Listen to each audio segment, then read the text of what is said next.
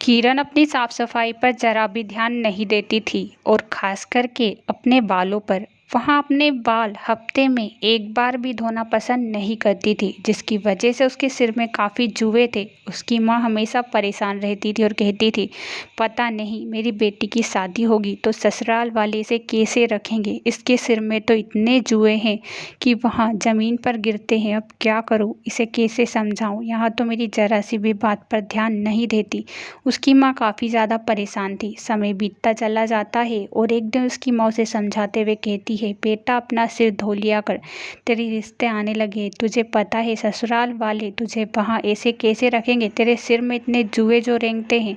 अरे माँ, आप कैसी बातें कर रही हो, आपने मुझे परेशान कर कर रखा है। मुझे सिर नहीं धोना तो नहीं धोना, एक बार बोल दिया ना। ससुराल वाले नहीं रखेंगे तो यहाँ आ जाऊँगी, लेकिन मैं अपनी सफाई पर ध्यान नहीं दूँगी। समय बीतता चला जाता है। एक दिन उसकी शादी हो जाती है। शादी करके वहाँ एक नए घर में जाती है जहाँ पर उसकी भाभी माँ नाम की एक औरत थी।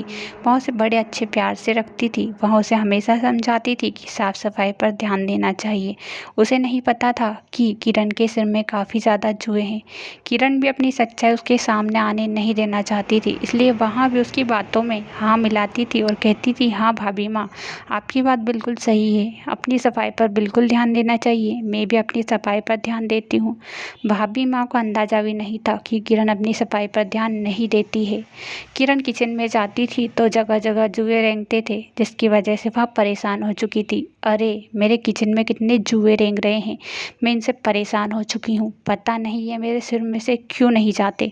मेरा सिर तो इनको घर लगता है। इनको साफ कर देती हूँ, वरना भाभी माँ को पता लग जाएगा तो वहाँ किचन में नहीं घुसने देगी। किरण के पति राघव को भी उसकी असली सच्चाई अभी तक नहीं पता थी। वहाँ उसे बड़े ही प्यार से रखता था और किरण इसका फ़ायदा उठाती थी। वह हमेशा उससे झूठी झूठ बोलती थी कि वह अपनी सफाई पर बहुत ध्यान देती है और उसके सिर में एक भी जुए नहीं है। लेकिन राघव ने अभी तक उससे बात पूछी ही नहीं। राघव पूछने लगा कि मैंने तो तुमसे आज तक नहीं पूछा कि तुम्हारे सिर में जुए हैं या नहीं। अरे मैं तो ऐसे ही बोल रही थी, कल बेड पर मैंने काफ़ी ज़्यादा जुए देखे, मुझे समझ नहीं आया कि कहाँ से जुए आए होंगे। यहाँ झिझक कर वहाँ कहने लगती है। राघव को हल्का हल्का किरण पर शक होने लगता है, लेकिन उस वक्त वह कुछ नहीं कहता। समय बीतता चला जाता है। एक दिन भाभी माँ को सब पता लग जाता है। वह किरण को डांटते हुए कहती है कि किरण अपनी सफाई पर ध्यान दे लिया करो। मुझे पता लग चुका है कि तुम्हारे सर में कितने जुए हैं और तुम अपनी सफाई पर जरा भी ध्यान नहीं देती। पहले तो तुम बड़ी बड़ी बातें करती थी। अरे भाभी माँ, आप कैसी बातें कर रही हो। मैं अपनी सफाई पर ध्यान देती हूँ, फिर भी आप मेरे ही पीछे पड़ी रहते हो। आपकी तो राघव से बोलनी पड़ेगी, वही आपको समझा सकते हैं, मैं तो आपको समझा नहीं सकती।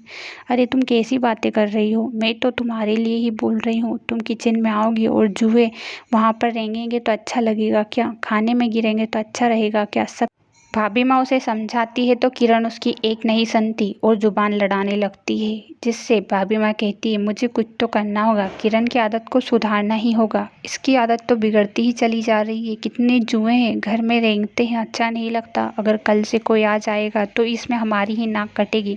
मुझे राघव को यहाँ बात बतानी पड़ेगी, तभी किरण को अकल आएगी, वरना नहीं। रात को जैसे ही राघव घर आता है, भाभी माँ उसके कमरे में जाकर उसे समझाती है कि किरण के सिर में काफ़ी ज़्यादा जुए हैं और मैं उसे समझाने गई तो वहाँ मेरी एक नहीं सुन रही। तुम ही उसे समझा सकते हो। मैं तो अब समझाने से रही, लेकिन उसे मना कर देना कि वो किचन में ना आए। भाभी माँ, आप ठीक कह रही हो, मुझे भी यही लगता है। एक दिन किरण ने खुद ही मुझसे कहा था कि मेरे सिर में जुए नहीं है, जबकि मैंने तो उससे पूछा तक नहीं था। मुझे भी कुछ ना कुछ गड़बड़ लग रही है। मुझे उसे समझाना ही होगा। अगर वह नहीं समझी तो हमें दूसरा रास्ता अपनाना होगा। भाभी माँ और राघव दोनों आपस में कई देर तक बातें करते हैं। समय बीतता चला जाता है। रात को जैसे ही राघव किरण के आने का वेट करता है और किरण को समझाने लगता है कि किरण, तुम सिर धोया करो, तुम्हारे सिर में काफ़ी ज़्यादा जुए हैं। भाभी माँ भी मुझसे बोल रही थी और मुझे भी दिखाई दे रहे हैं। तुम्हें अकल क्यों नहीं आती कि अपनी सफाई पर ध्यान देना चाहिए। किरण उससे भी जुबान लड़ाने लगती है और कहती है, मुझे अपना सिर नहीं धोना। आप लोगों को दिक्कत क्या है, मेरे सिर में जुए हैं तो आपके सिर में तो नहीं है ना। यहाँ बात कहकर वहाँ जोर जोर से चिल्लाने लगती है। भाभी माँ और राघव दोनों ही उसे नहीं समझा पा रहे थे। समय बीतता घंटा चला जाता है लेकिन किरण उनकी एक नहीं सुनती। फिर भाभी माँ ने उसे किचन में आने से मना कर दिया और कहने लगी कि तुम आज से किचन में नहीं आओगी, खाना तुम्हें बाहर दे दिया जाएगा, क्योंकि तुम्हारे जुए खाने में गिर गए तो हम बीमार हो सकते हैं और मैं नहीं चाहती कि घर का कोई भी इंसान बीमार हो, इसलिए कल से तुम बाहर ही खाना खाओगी। भाभी माँ, आप ये कैसी बातें कर रही हो? आप तो मुझसे चीट कर रही हो। ऐसी भी क्या मैंने गलती कर दी? जुए ही तो है, इसमें क्या बड़ी बात है? यहाँ के करवा किचन से बाहर चली जाती है। इधर राघव भी उससे बिल्कुल भी बातें नहीं कर रहा था, वहाँ भी नाराज ही घूम रहा था। इस बात से किरण परेशान हो जाती है। अरे ये सब तो मुझसे अच्छे से बातें ही नहीं कर रहे हैं, ये क्या हो गया है इन सबको? आखिर मेरे सिर में जुए है तो क्या दिक्कत है? लेकिन जो भी है, अब से मैं अपना सिर साफ रखूंगी।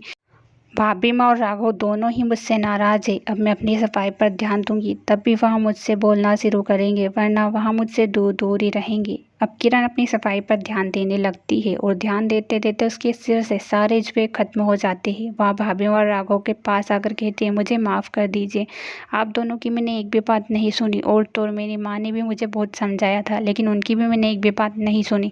लेकिन अपनी गलती का एहसास अब मुझे हो चुका है। भाभी माँ उसे कहती है, हमें पता है, हमें तुम्हें गलती का एहसास ही कराना था, इसी वजह से हमने यही रास्ता चुना, वरना तुम हमारी एक नहीं सुनती।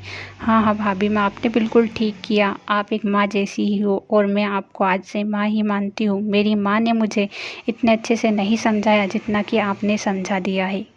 दोनों अच्छे से रहने लगती है। और कहानी पसंद आए तो चैनल को सब्सक्राइब करके, वीडियो को लाइक करके, बेल आइकन को जरूर से प्रेस कर देना।